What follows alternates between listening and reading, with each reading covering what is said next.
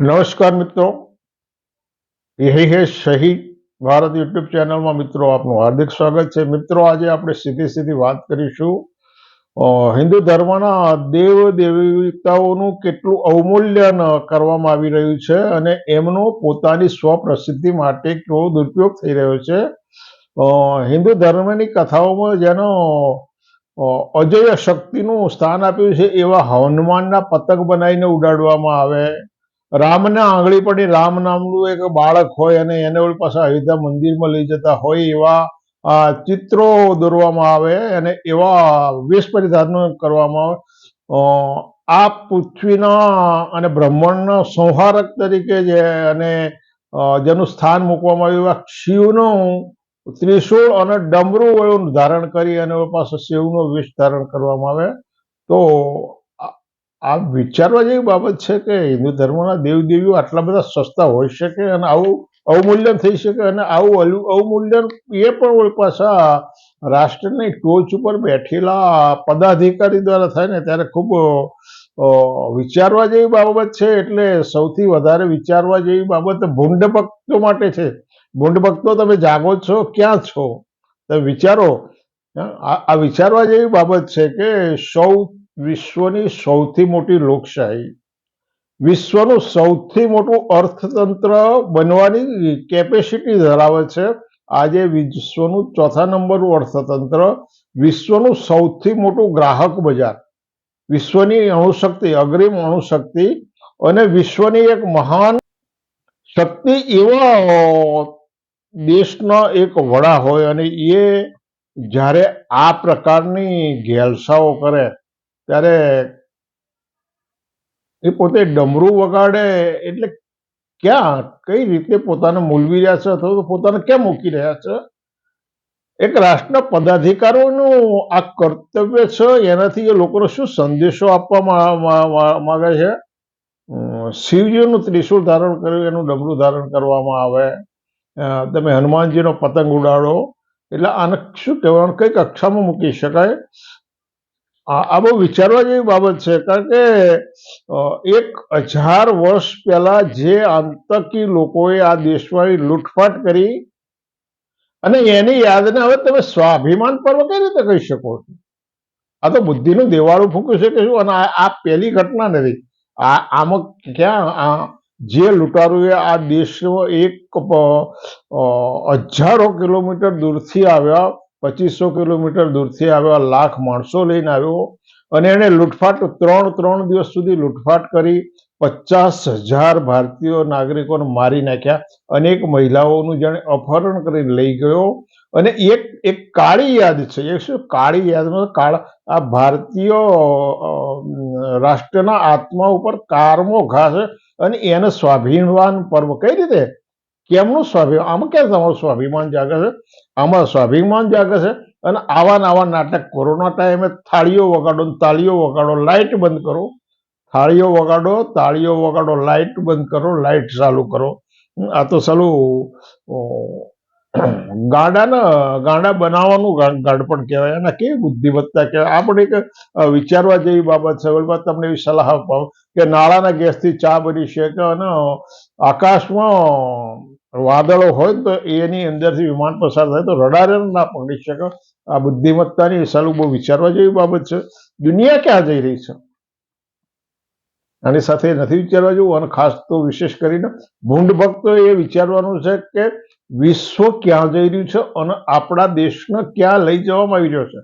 વિશ્વ ક્યાં આ દેશને ક્યાં લઈ રહ્યો? ચીને 700 કિલોમીટરની સ્પીડે દોડતી ટ્રેન વિકસાવી દીધી। ચીને 700 કિલોમીટરની, ભારતની વંદે માતરમ ટ્રેન મહત્તમ 180 કિલોમીટરની સ્પીડે દોડે છે। વિશ્વનું જે રેર અર્થ છે એટલે જે અલભ્ય ખનિજ દ્રવ્યો છે એની માત્રા સમગ્ર વિશ્વની અંદર 130 મિલિયન ટન છે અને એમાં 44 મિલિયન ટનનો જથ્થો ચીન પાસે છે। એટલે 50% જેટલો જથ્થો ચીન ધરાવે છે અને એના કારણે અમેરિકાના ગરજ છે, એના કારણે અમેરિકાના ગરજ છે એટલે અમેરિકા ચીન સામે 100% ટેરિફ નાખવાની વાત નથી કરતો। જે લડીને ટ્રમ્પની વાહવાહી કરતા હતા એ દેશને ઉપર 500%, કેટલા 500% ટેરિફ નાખવાની ધમકી આપી છે, પણ ચીન ઉપર 50%થી વધારે ટેરિફ નાખવાનું સાહસ નથી કર્યું. શા કારણે?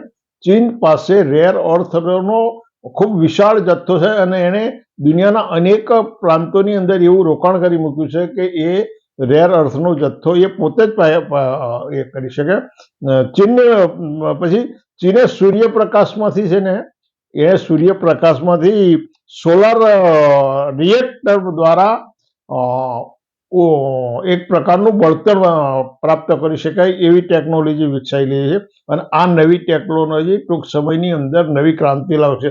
જર્મનીએ હવામાંથી પાણી બની શકાય એવી ટેકનોલોજી વિકસાવી રહ્યું છે. ચીન પાણીમાંથી પેટ્રોલ બનાવવાની ટેકનોલોજી વિકસાવી રહ્યું છે અને મોદી તમને તાળીઓ પડાવે છે. મોદી શું કરે? તમને તાળીઓ પડાવે છે. જાપાને સૂર્યશક્તિમાંથી વીજળી મેળવવાની જે વર્ષોથી મહેનત ચાલતી હતી એની અંદર જાપાને એ સિદ્ધિ હાંસલ કરી. જાપાને ઇન્ટરનેટમાં 10 લાખ ગીગાબાઇટની સ્પીડ એને વિકસાવી દીધી છે. 10 લાખ પર સેકન્ડ 10 લાખ ગીગાબાઇટની સ્પીડ જાપાને વિકસાવી લીધી છે. ભારત આમાં 26મા ક્રમે છે.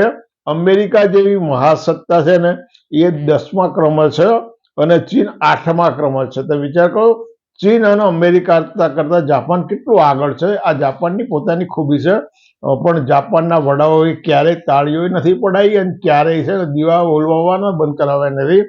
જાપાન એના પોતાના દેશમાં એવી ટેકનિક વિકસાવી છે. દરિયામાં એને સેન્સરનું નેટવર્ક એવું ગોઠવ્યું છે કે ધરતીકંપ અથવા તો સુનામી આવે તો એની તરત જ જાણ થાય અને એના અટકાવવા માટેની એની સિસ્ટમ આખી એક્ટિવેટ થઈ જાય. જ્યારે અહીં તો ભારતના લોકો તો છે ને ઔરંગઝેબની કબરો શોધે છે. શું શોધવામાં આવે છે? અહીં તો આ સંશોધન થાય છે. ઔરંગઝેબની કબર ક્યાં આવી છે? અરે ભાઈ, ઔરંગઝેબની કબર દિલ્હીમાં આવી હોય કે તાજમહાલમાં આવી હોય કે અમદાવાદની સીધી એનાથી શું ફેર શું પડે છે? ઔરંગઝેબની કબર તમે ખોદી નાખો, એથી શું પડે છે?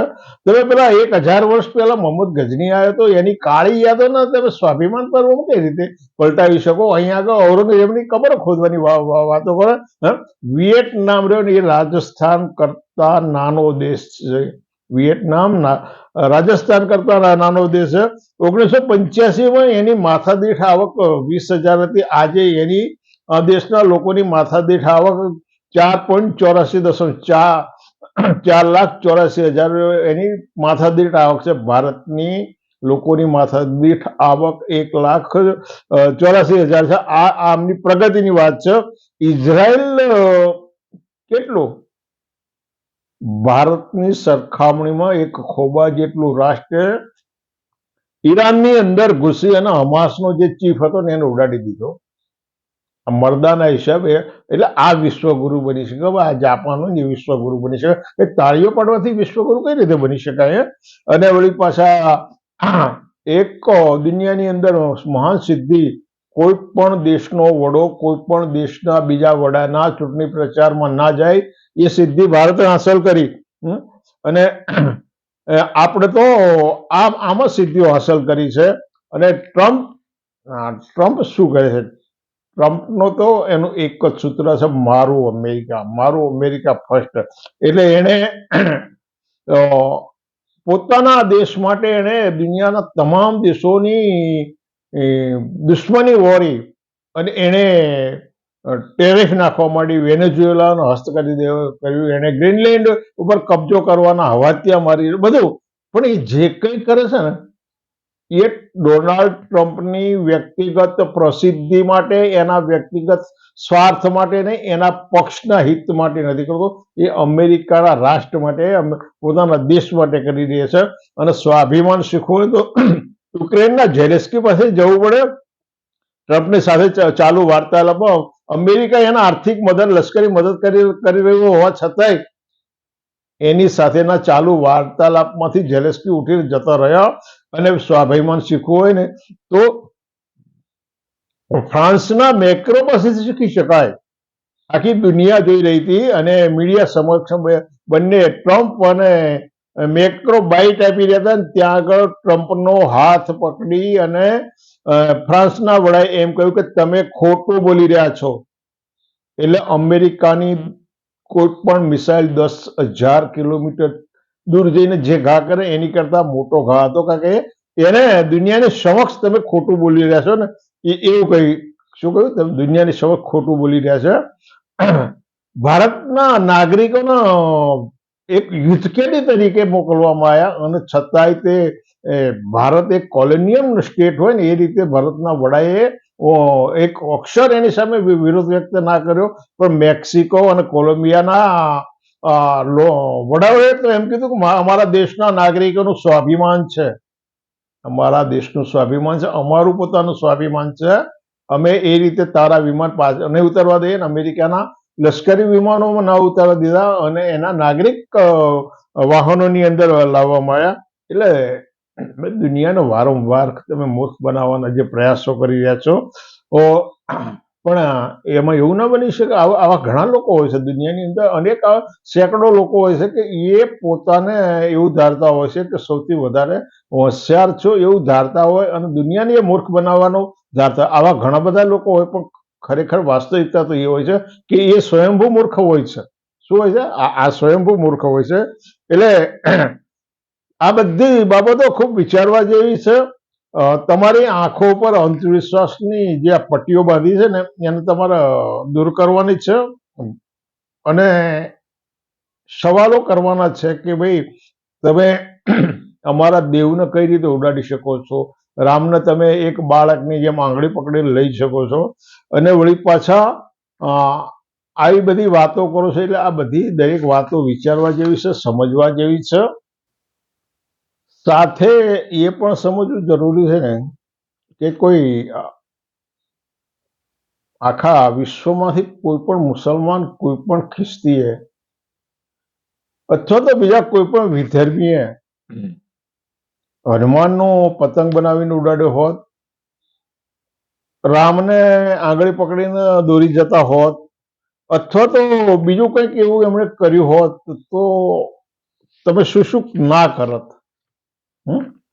તમે શું શું ના કરત? તમે કેવા કેવા એ કરત? તમે હિન્દુ દેવોનું અપમાન, હિન્દુ દેવોનું અવમૂલ્યન અને પછી જિહાદ ચલાવો, હુમલા કરો, FIR કરો, રેલીઓ કાઢો, આવેદનપત્રો કરો. આવું એક વિધર્મી નાગરિક, એ હિન્દુ સિવાયનો ખ્રિસ્તી હોત, મુસલમાન હોત, શીખ હોત, બૌદ્ધ હોત, તો અનેક પ્રકારના દાવા કોદાવા કરી અને એક જિહાદ ઊભી કરવામાં આવે.